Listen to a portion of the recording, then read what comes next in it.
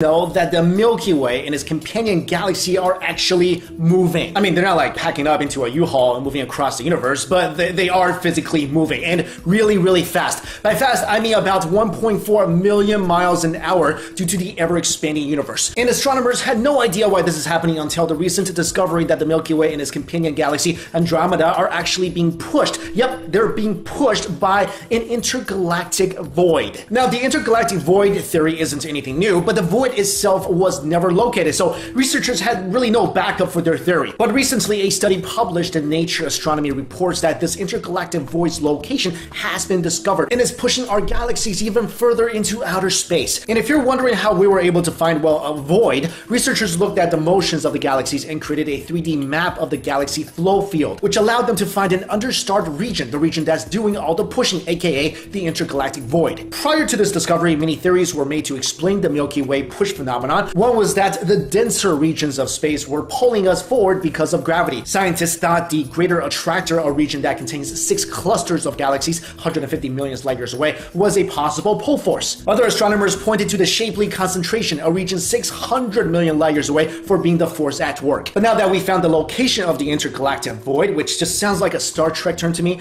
we could be one step closer to finding out the secrets of our universe and what lies beyond our technological capabilities. Next up, 80-year-old Robert Nelson, the president of the Cryonics Society of California and one of 3 people who froze a man named James Bedford in liquid nitrogen 50 years ago, is now saying he's sure that Bedford will be brought back to life and that he wants to be frozen when he dies as well. So let me explain how this all began. In 1967, James Bedford, a psychology professor, passed away from kidney cancer at age 72 and was about to be the world's first cryopreserved human being. Unlike contemporary patients who are cooled and then stored into a liquid nitrogen capsule, Bedford really got the beta treatment here. He first had an ice bath, had his blood replaced with biological antifreeze, stuffed into a styrofoam box, and then stored, in a garage for a short amount of time because his capsule was still in the process of being built. Bedford told Nelson a few days before his death, he said, "I don't have any hope that I will ever be revived, but I do this in the hope that this incredible science will benefit my children and my grandchildren someday." Nelson is now confident that Bedford will be revived soon because, as he explained it, at the time when Bedford was frozen, men had never been on the moon, there were no GPS or cell phones. That's why he's so confident that we will definitely be able to develop technology advanced enough to save Bedford within the next 50 years. Although Nelson doesn't believe in immortality, he does believe in greatly extending life and says that there is no question that science is progressing rapidly, which of course is true. But let me know what you guys think. Do you think we could possibly develop a method to revive a human being within the next 50 years or so? And let's say we could, would you then demolition man yourself? Now, accurate figures of how many people have been preserved this way are difficult to obtain, but there are estimated to be several hundred people in the US and Russia. And if cryogenics really works, then we must be able to bypass the cellular damage at temperatures near absolute zero for years and years,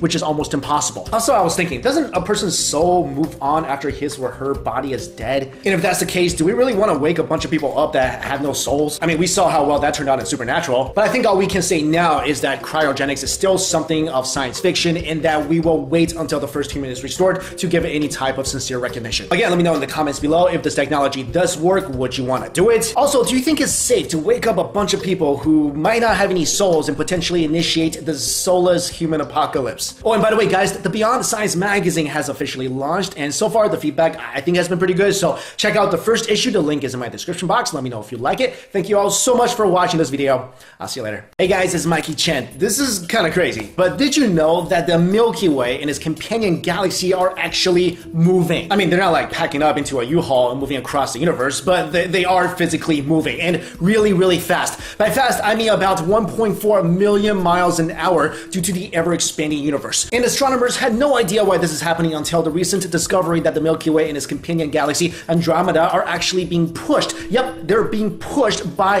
an intergalactic void. Now, the intergalactic void